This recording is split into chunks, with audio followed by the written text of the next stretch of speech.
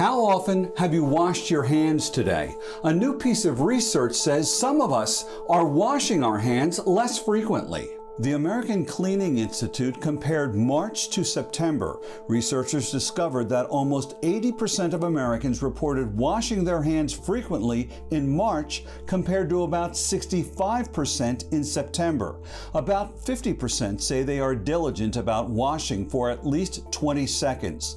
About 62% report an increase in hand sanitizer use, but hand washing continues to be the gold standard when it comes to reducing disease transmission. Some people might not be washing their hands because it's a reminder that we are still fighting COVID-19 and they want to feel like things are back to normal. Others might have optimism bias, meaning they believe that if there's going to be an infection or a hospitalization, it will be someone else, not them.